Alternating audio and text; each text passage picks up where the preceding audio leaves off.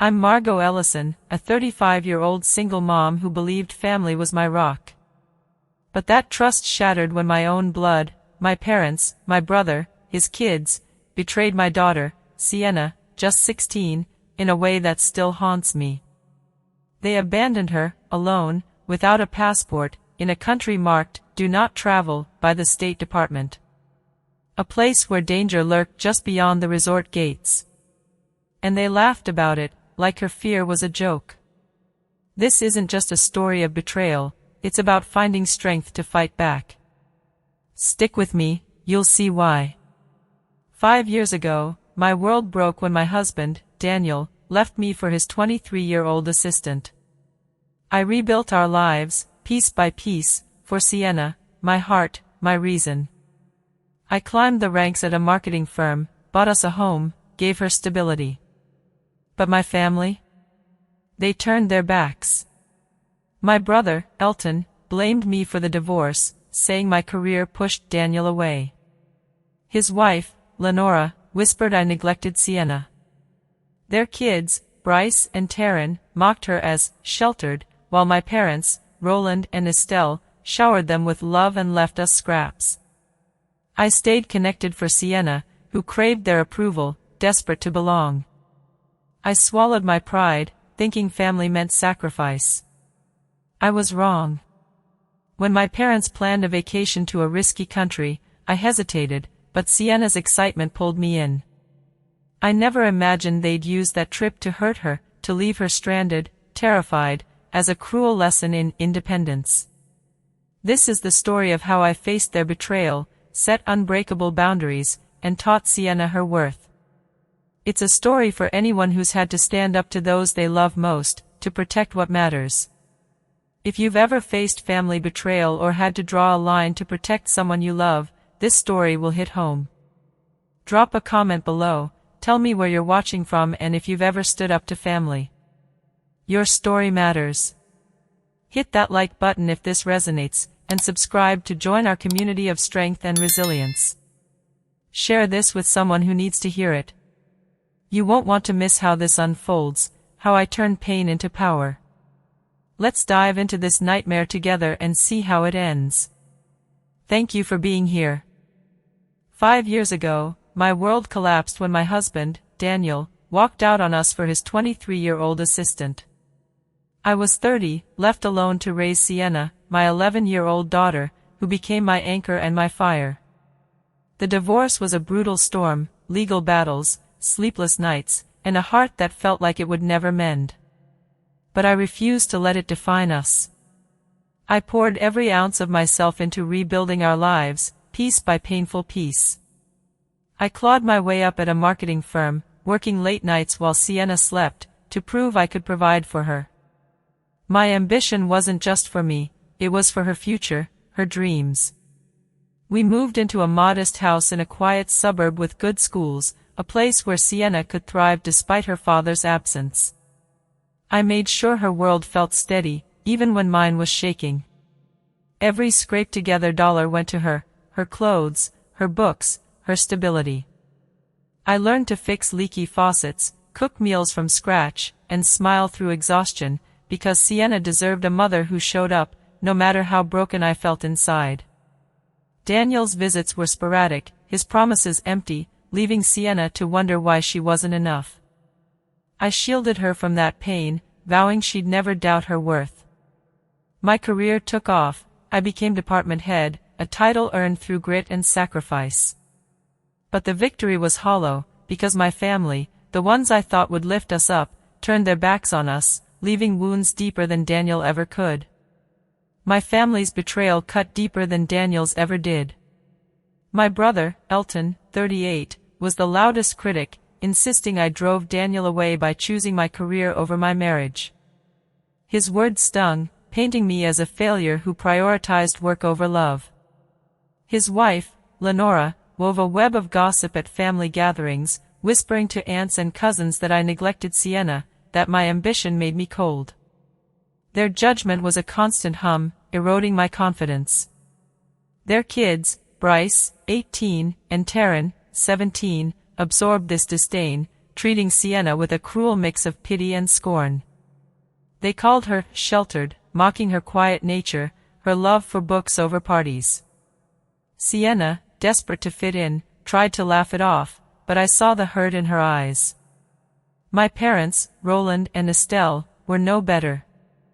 They doted on Elton's family, showering Bryce and Taryn with gifts, new phones, designer clothes, lavish vacations, while Sienna and I got half-hearted gestures.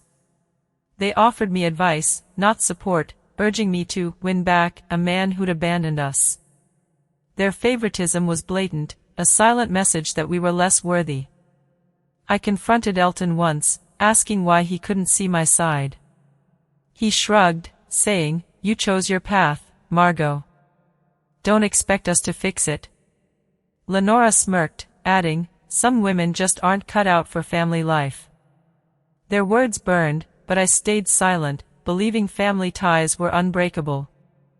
I kept showing up to gatherings, hoping Sienna could forge bonds I never had. But every slight, every cold glance, chipped away at my faith in them.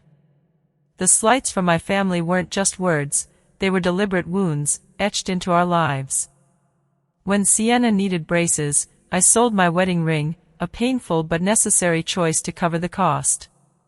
My mother, Estelle, called it burning bridges, as if I was erasing my past out of spite. She never offered help, only judgment. When I earned my promotion to department head, a milestone born of countless late nights and sacrifices, they sent a single text, "Congrats." No call, no celebration. Meanwhile, Elton's minor promotion at his accounting firm sparked a lavish party at their country club, with my parents footing the bill. They invited everyone but us, claiming it was last minute. Sienna overheard Lenora at a family barbecue, telling a cousin, "Margot's too busy chasing titles to raise Sienna right." Bryce and Taryn laughed, mimicking Sienna's shy demeanor, calling her Little Miss Perfect. I watched Sienna shrink, her smile fading, and my heart ached. Once, I gifted Roland and Estelle a photo album of Sienna's achievements, her art awards, her honor roll certificates, hoping they'd see her light. Estelle flipped through it, then said, "Bryce is applying to Ivy Leagues. That's real potential." Roland nodded, dismissing Sienna's efforts. Every holiday, they sent Elton's kids extravagant gifts while Sienna got generic trinkets, like they'd grabbed them from a clearance bin. These weren't accidents, they were choices, a clear signal that we were second class in their eyes. I kept quiet, thinking endurance was strength, but each slight built a wall between us, one I didn't know would soon collapse under the weight of their ultimate betrayal. I endured my family's cruelty for one reason, Sienna. She deserved to know her grandparents, her cousins, to feel part of something bigger than our little world. I swallowed my pride, drove hours to family gatherings, and plastered on smiles while their barbs cut deep. Sienna, sweet and eager, tried so hard to win their love. She'd spend hours picking out birthday cards for Roland and Estelle, hoping they'd notice her. She'd laugh at Bryce and Taryn's jokes, even when they stung, craving their acceptance. I watched her try, my heart breaking, knowing they didn't deserve her light. I sent gifts, planned visits, and bit my tongue when Lenora's snide remarks turned heads at Thanksgiving. I wanted Sienna to have memories I never did, family dinners, holiday traditions, a sense of belonging. But every effort felt like pouring water into a cracked cup. Sienna would come home from visits quiet, her spark dimmed, asking why her cousins didn't like her. I'd hold her, promising she was enough, while rage simmered inside me. I kept us tethered to my family, believing sacrifice was what mothers did. I thought love meant enduring pain for her sake, that family ties were worth any cost. I was wrong. Their betrayal was brewing, a storm I couldn't see, waiting to shatter us. But it would also ignite something fierce, a mother's resolve to protect her daughter, to show her that family isn't just blood, but trust, respect, and love that doesn't demand your soul. Sienna was my why, my strength, and I'd soon learn that protecting her meant breaking those ties I'd fought so hard to keep, no matter how much it hurt. My parents, Roland and Estelle, announced a grand family vacation to celebrate their 40th anniversary, a gesture that felt like a rare olive branch after years of their indifference. They chose a 5-star resort on a sun-drenched coast, a place of turquoise waves and swaying palms, promising luxury and memories. But when I heard the destination, my stomach twisted. This wasn't just any beach getaway, it was in a country flagged with "Do not travel" warnings by the State Department. Kidnappings, armed robberies, and cartel activity haunted the regions just 20 miles from the resort's manicured grounds. I called Estelle immediately, my voice tight with concern. "Have you researched this place? Parts of that country are dangerous." She sighed, dismissive, as if I were a child afraid of shadows. "Don't be dramatic, Margot. We're staying in the safe zone, a gated resort with security." My brother, Elton, had already paid deposits for his family, and they acted like my hesitation was an insult. Estelle pressed harder. "Your career's always your priority, isn't it? Would you rather Sienna miss out on memories with us while we're still healthy?" The guilt hit like a wave, drowning my doubts. Sienna's eyes lit up when I told her, a real vacation, her first time abroad. She begged, "Please, Mom, I've never been anywhere like this." Her joy was a knife to my heart, I couldn't bear to dim it. Against my better judgment, I agreed, hoping the resort's walls would shield us from the dangers lurking beyond. But deep down, a quiet voice whispered that this trip would test us in ways I couldn't yet imagine. Sienna's excitement pushed me forward, but I couldn't ignore the warning screaming in my head. The State Department's alerts painted a grim picture: kidnappings, robberies, and violence just beyond the resort's borders. I wasn't taking chances with my daughter's safety. I dove into research, spending nights poring over travel advisories and safety protocols. I registered us with the embassy's Smart Traveler program, ensuring they'd know our whereabouts if trouble struck. I bought extra travel insurance, covering every possible scenario, from medical emergencies to evacuation. In a binder, I compiled a safety folder, emergency contacts, maps of safe zones, printed copies of our passports, and itinerary details. I sat Sienna down, going over rules like a drill sergeant. Keep your passport in the hotel safe, but always carry a photocopy. Don't go anywhere without telling me, even with your cousins. She rolled her eyes, her teenage frustration clear. "Mom, you're being so intense. Bryce and Taryn will think I'm a baby." I softened but held firm. "Humor me, Sienna. Better safe than sorry." I packed our bags with care, water bottles, snacks, sunscreen, a first aid kit, every item a shield against the unknown. I quizzed her on emergency procedures until she groaned, but I needed her ready. The night before we left, I caught her texting Taryn, her face glowing with anticipation. "Taryn says this trip will change everything," she said, beaming. A chill ran through me, a premonition I couldn't shake. I pushed it aside, telling myself I was overthinking. My family wouldn't put her in danger, would they? I clung to that hope, blind to the storm brewing, not knowing their betrayal was already taking shape. Before we left, I called a family video chat to voice my concerns, hoping for unity. I started carefully, laying out the risks. "I've read about kidnappings and cartel activity near the resort. We need to be cautious." Elton cut me off with a laugh that felt like a slap. Classic Margot, always looking for problems. "We're going to a luxury resort, not a war zone. Stop being such a helicopter mom." His smirk burned through the screen.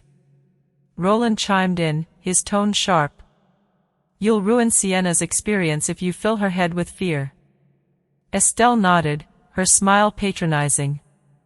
"Our kids are almost adults, Margot. They're not worried. Sienna will be fine following their lead." Lenora leaned in, her voice dripping with condescension. "Relax, Margot. The resort's gated, with security everywhere. You're making a mountain out of nothing." Their words stung, painting me as paranoid, overprotective, a killjoy. Sienna shifted beside me, embarrassed, as if my caution made her less cool in her cousin's eyes. I tried to stand my ground, suggesting we stick together and carry IDs, but Elton rolled his eyes. We're not backpacking through a jungle. The tour guides handle everything. My parents agreed, shutting me down. We've planned this for months, Margot. Don't complicate it. I swallowed my frustration, feeling the familiar weight of their dismissal. They didn't see the danger, didn't care to. I told myself I'd keep Sienna close, that I could control what happened next. But their flippant attitudes were a warning I should have heeded, a crack in the facade of family unity that would soon shatter, leaving my daughter in its wreckage. The resort was a paradise on the surface, pristine beaches, infinity pools, staff offering cool towels and fruit-infused drinks. Estelle sipped a cocktail, smug. See, Margot, you worried for nothing. This place is perfectly safe. But I knew better, danger loomed just 20 miles away. The first red flag came that afternoon at the main pool. I overheard Bryce telling Sienna, the drinking age here is whatever you look like. Bartenders don't care. My heart stopped. Sienna isn't drinking, I said firmly, stepping in. Bryce smirked. Margot's in full control freak mode, huh? Lenora, lounging nearby, laughed. Kids will be kids, Margot. A little vacation freedom never hurt. I shot back, she's 16, but Elton nodded at Lenora. You're making Sienna the odd one out, keeping her on a leash. Sienna's face fell, desperate to fit in. Later, I found her trying on Taryn's too small bikini, tugging at it uncomfortably. Taryn says my swimsuit's for kids, she mumbled. I knelt beside her. You don't need to be like Taryn to have fun. But her eyes told me she didn't believe me. Bryce and Taryn kept pushing, wandering into staff-only areas, suggesting trips to local shops outside the resort.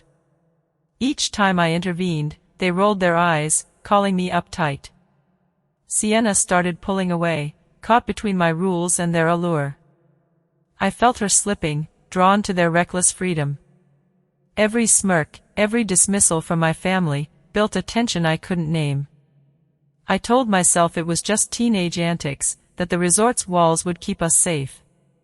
But those red flags were screaming, and I was too trusting to hear them, unaware of the betrayal waiting to unravel us.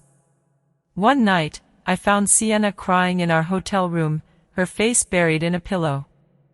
My heart sank. Sienna, what's wrong? She looked up, eyes red, voice breaking. Bryce and Taryn think I'm a loser, Mom. They say I'm too sheltered, that I don't have friends because I'm always following your rules. Her words cut deeper than any family slight. I'd been so focused on providing, working late, paying bills, keeping her safe, that I hadn't seen how lonely she'd become. She'd spent years trying to win her cousins' approval, mimicking their style, laughing at their jokes, only to be mocked. I sat beside her, pulling her close. You're not a loser. You're enough, exactly as you are. But the hurt in her eyes told me she didn't believe it. She whispered, I just want them to like me. I realized then how my sacrifices, my long hours, had left gaps in her world I couldn't fill. I'd given her stability, but not the confidence to stand alone. That night, I vowed to be more than her provider, I'd be her shield, her guide. But I didn't know the worst was coming, a betrayal that would force us both to find our strength. The day of the excursion to the coastal ruins was supposed to be the highlight of our trip, a journey through history, a chance for Sienna to soak in a world beyond our small life. But it was a 90-minute drive each way, cutting through a yellow zone, marked by State Department warnings for potential violence and robbery. I couldn't shake my unease. The night before, I double-checked our safety folder, passport copies, emergency contacts, maps of safe routes.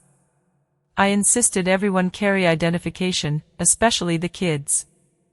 Sienna will have her passport copy and emergency info, I told my family at dinner. Elton groaned, rolling his eyes. Here we go again, Margot, with your doomsday prep. Lenora waved a hand, dismissive. The tour guide handles all that. The kids don't need to carry documents they might lose. Roland raised his glass, cutting me off. We've paid for everyone's tickets, Margot. It'd be a shame for Sienna to miss out because you're nervous. Estelle nodded, her smile tight. It's a standard tourist route, perfectly safe. I pushed back, my voice steady but firm. I've read reports of tourist vehicles being stopped in that region. We need to stay together, no exceptions. Bryce snickered, leaning toward Taryn. Aunt Margot wants us in matching t-shirts, holding hands. The table laughed, their mockery a familiar sting. Sienna's pleading eyes met mine, she wanted this adventure, wanted to belong. I felt trapped, cornered by their pressure and her hope. I agreed, but my resolve hardened. I'd keep her close, no matter what. That night, I packed our day bags with water, snacks, sunscreen, a first aid kit, every detail a shield against the risks my family refused to see. I told Sienna, stick with me tomorrow, okay? We'll make it fun.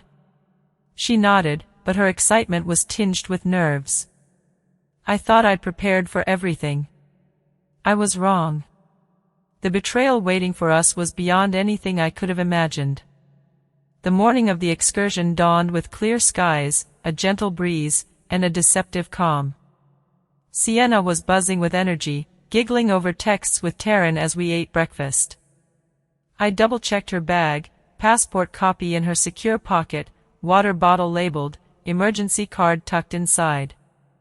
You're good to go, I said, forcing a smile despite my unease. She sighed, patting her shorts. Yes, Mom, I've got everything. Can I meet Taryn in the lobby now? I glanced at my watch, 7:30, 30 minutes before the tour bus left. Everyone's heading down soon. We'll go together once I finish my coffee. I needed a moment to steady myself.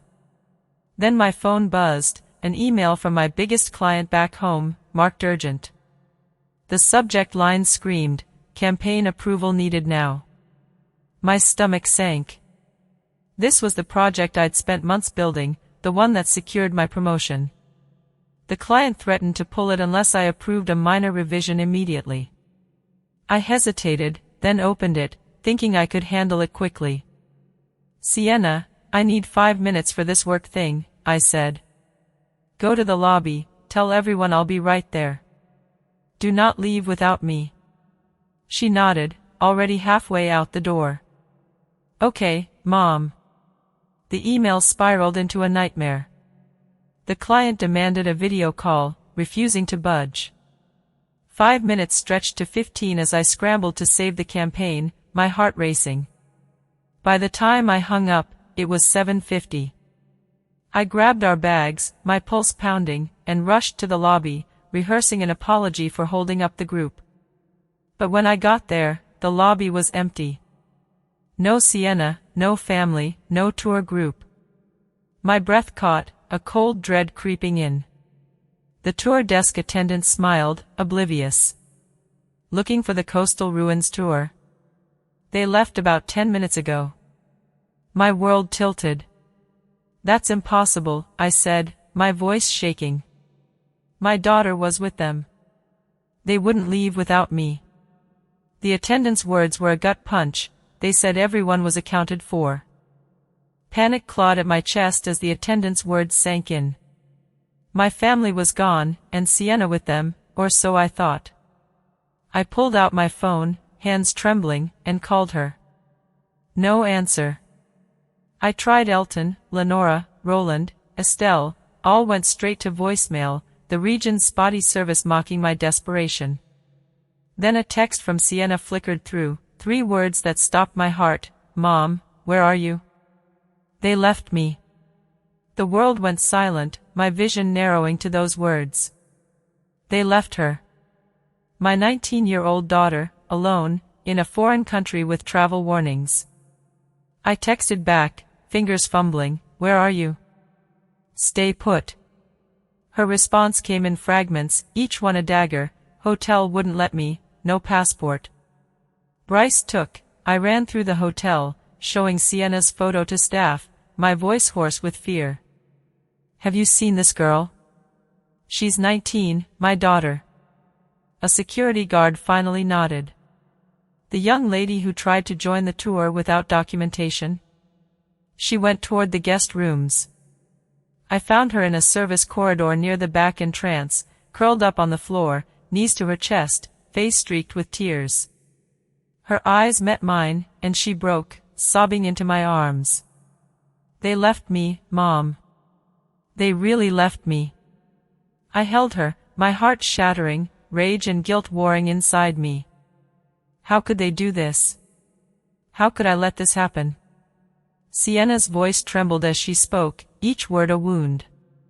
She'd gone to the lobby as I asked, met Bryce and Taryn, and waited by the tour bus. But when she tried to board, the guide stopped her, no ID, no proof she was part of the group. She called out to her grandparents, waving through the bus window, but they turned away. She ran after the bus, screaming, only to be stopped by security. Alone, terrified, humiliated, she'd been abandoned by the family she'd tried so hard to please. I whispered, "I'm here now. You're safe." But safety felt like a lie when my family had done the unthinkable. As Sienna calmed, the full story spilled out, each detail more horrifying than the last. She'd met Bryce and Taryn in the lobby, eager to join the adventure. Bryce suggested they wait by the tour bus, saying, "Let's get good seats." Then he grinned, his voice casual but calculated. "You don't need your passport, Sienna. The tour guide handles all that. Put it in the room safe so you don't lose it." Taryn nodded, claiming she'd already done the same. Sienna, trusting, wanting to fit in, followed their lead. They made it sound like carrying ID was paranoid, like I was overreacting. She locked her passport away, carrying only the excitement of the day ahead. At the bus, Bryce suddenly said he'd forgotten something. "We'll be right back," he told Sienna, Taryn giggling as they ran toward the hotel. Moments later, Sienna saw my family approaching, Roland, Estelle, Elton, Lenora, Bryce, and Taryn, all boarding the bus together. She tried to follow, but the guide blocked her, asking for ID or tour confirmation. "My mom has it," she said, panic rising. She called out to her grandparents, seated near the window. Estelle glanced at her, then turned away. Roland didn't even look. Elton said something to the driver, and the bus pulled off. Sienna ran after it, shouting, her voice lost in the engine's roar. When she called Bryce, he answered, laughing. "It's a lesson in independence, Sienna. Stop being such a baby." Taryn's voice cut through, cruel and gleeful. "How's it feel to be on your own, princess? Maybe now you'll learn the world doesn't revolve around you and Margot." Elton took the phone, his tone dismissive. "You'll be fine at the resort. We'll see you tonight." Roland added, "This'll build character, kid." I listened, my blood turning to ice. This wasn't a mistake, it was deliberate, a twisted prank to humiliate my daughter, and my entire family was complicit. Holding Sienna, her sobs shaking us both, I felt a shift inside me, grief giving way to a cold, unyielding resolve. This wasn't just a prank, it was a betrayal that endangered my daughter's life. I called the hotel manager, my voice steady despite the storm within. I laid out the facts: a 19-year-old U.S. citizen, abandoned without identification in a country with active travel warnings. His shock mirrored my own. "This is unacceptable, Ms. Ellison. We'll assign security to ensure your safety." Next, I contacted the U.S. Embassy, speaking with an official who listened gravely. "What your family did could be considered child endangerment," she said. I recommend filing a formal report, which will forward to authorities here and in the States. I didn't hesitate. Do it, I said, my decision final. Then I called a U.S. lawyer specializing in international law, a contact from my firm. Her voice was calm but firm. Margot, this is serious. A minor left without ID in a high-risk area? You have grounds for legal action. Document everything. I sat at the hotel desk, papers scattered, writing down every detail: Bryce's manipulation, Taryn's cruelty, my parents' indifference, Elton's complicity. My hands shook, but my purpose was clear. This wasn't about revenge, it was about protecting Sienna, ensuring this could never happen again. I looked at her, curled up on the bed, and whispered, "I'm so sorry they did this. This wasn't your fault." Her small voice asked, "What are we going to do, Mom?" I took a breath, my resolve hardening. First, we stay safe. Then we make sure they face consequences. I didn't scream or cry, I got calculating. My family thought they could laugh this off, dismiss it as a joke. They were wrong. I was no longer the sister, daughter, or mother who swallowed their slights. I was Sienna's shield, her advocate, and I'd move mountains to protect her. They had no idea what was coming, a reckoning that would reshape our family forever, built on boundaries they'd never dare cross again. Sienna's sobs broke my heart, but they also forged something unyielding in me, a mother's resolve to protect her child at all costs. I held her tightly, whispering, "You're safe now, I'm here," even as rage burned through me. My family had abandoned her, left her terrified in a foreign country, and called it a joke. I wouldn't let them hurt her again. I pulled myself together, my mind racing but focused. First, I called the hotel manager, my voice calm but firm. My 16-year-old daughter was left behind by our tour group without identification. This is a high-risk country. I need your help. His shock was palpable, his apology swift. "Ms. Ellison, this is unacceptable. I'll assign security to your floor immediately and review our protocols." I thanked him, but my next call was to the U.S. Embassy. The official listened as I recounted the incident: Sienna stranded, no passport, my family's deliberate neglect. "This could constitute child endangerment," she said gravely. "File a formal report, and we'll notify local authorities and coordinate with U.S. officials." I agreed without hesitation, my decision a line drawn in the sand. Every step I took was for Sienna, to shield her from the family who'd failed her. I checked her over, ensuring she was unharmed, and moved our belongings to a new room the manager offered, one my family couldn't access. As Sienna clung to me, I felt the weight of my failure to protect her earlier, but also a fierce determination to make things right. This wasn't just about today, it was about rewriting our future, ensuring no one could ever harm her like this again. My family's betrayal had awakened a strength I didn't know I had. That night, under a sky heavy with stars, Sienna and I sat on our hotel room's balcony, the ocean's roar a steady pulse below us. Her tears had dried, but her eyes held a fragility that pierced me. She looked so small, so wounded by the family she'd tried to love. "Why do they hate me, Mom?" she whispered, her voice cracking. The question broke me, but I swallowed my pain, knowing she needed my strength. "They don't hate you, Sienna," I said softly. "They're broken in ways we can't fix. Some people hurt others because they don't know how to love without control." She nodded, but doubt lingered in her gaze. I took her hand, my voice steady. "You are enough, exactly as you are. You don't need their approval to shine." Her lips trembled, and I pulled her close. "We're done chasing their love," I said. "From now on, we choose who gets to be in our lives, people who lift us up, who respect us." Sienna looked out at the sea, then back at me, a spark of resolve flickering. "Okay, Mom. Just us, then?" I smiled, my heart swelling. Just us, and anyone who earns our trust. We made a pact right there, no more bending to fit their mold, no more sacrificing our peace for their acceptance. The ocean seemed to echo our vow, its waves a promise of new beginnings. That moment wasn't just healing, it was a rebirth. We'd faced the world together, stronger, unshackled from the family who'd tried to dim our light. This pact was our foundation, a bond no betrayal could break. At 8 p.m., my family returned to the hotel, their laughter echoing through the lobby as if nothing had happened.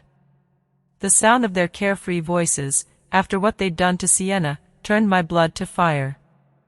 I'd tucked Sienna safely in our new room, guarded by hotel security, and now I faced them alone, my heart a mix of fury and icy calm. I stepped forward, my voice cutting through their chatter like a blade. "We need to talk.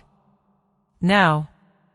Their smiles faltered, confusion flickering as they saw my face. Roland spoke first, his tone defensive. "What's this about, Margot? We had a great day at the ruins." I stared him down, my words deliberate. "You left my 16-year-old daughter behind, without her passport, in a country with travel warnings. You think that's a great day?" Estelle's hand flew to her chest, feigning shock. "She was at a 5-star resort, Margot, not some alley. You're blowing this out of proportion." Elton smirked, crossing his arms. "She's fine, isn't she?" It was a lesson in independence. Bryce and Taryn stood behind him, their fake apologies barely hiding their amusement. "Sorry, Aunt Margot," Bryce muttered, his eyes glinting. Taryn added, "Yeah, we didn't mean it like that," her smirk betraying her lie. I took a breath, my voice low but unyielding. "You endangered my daughter's life for a prank. I've reported this to the embassy and local authorities. Sienna and I are done with you for this trip." Their faces froze, the weight of my words sinking in. "We've moved to a new room," I continued. "The hotel won't disclose our location, even to family. You don't get to see her, speak to her, or come near her until I say otherwise."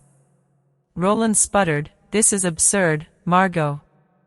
Estelle called me melodramatic, but I didn't flinch. "This is protection," I said, turning away. Their stunned silence was my first victory, a sign they'd underestimated me. They thought I'd bend, like always. They were wrong. Walking away from that confrontation, I felt a shift in my soul, a mother's rage transformed into a calculated plan to protect Sienna forever.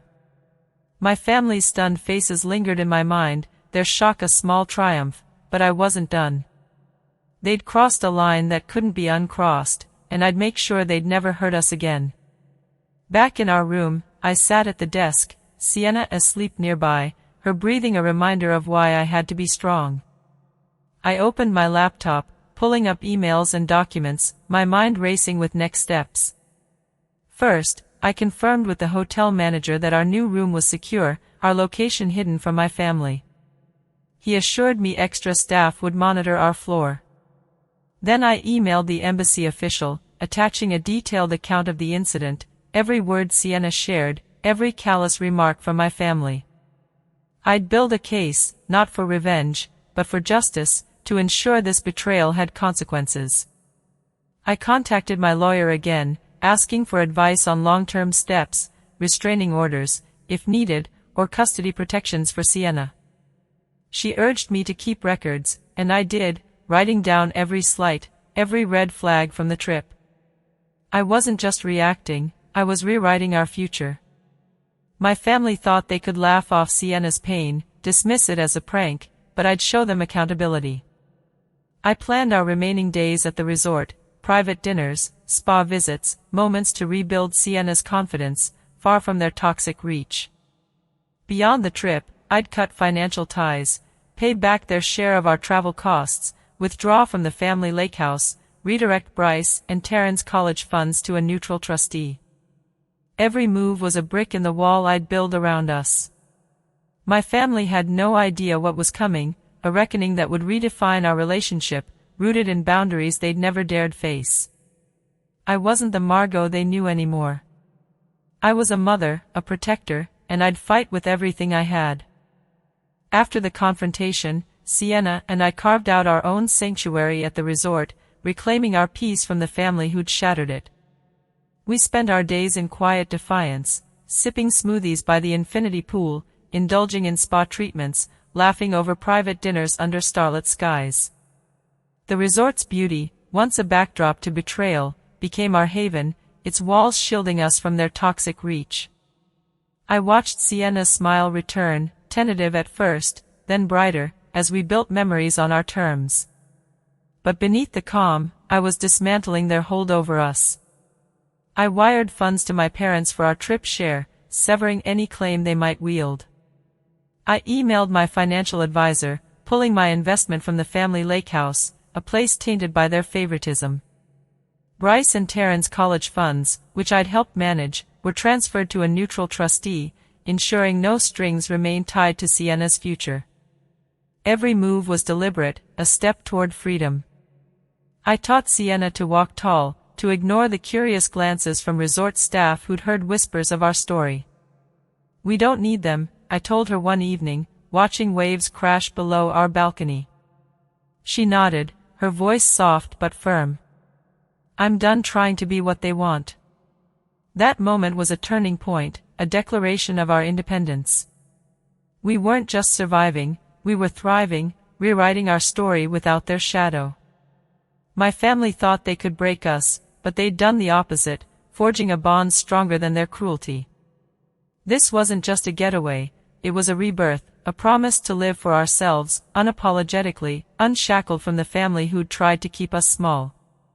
Back home, I knew Sienna's wounds ran deeper than the trip's betrayal, so I found her a therapist, a kind woman who helped her unravel the pain.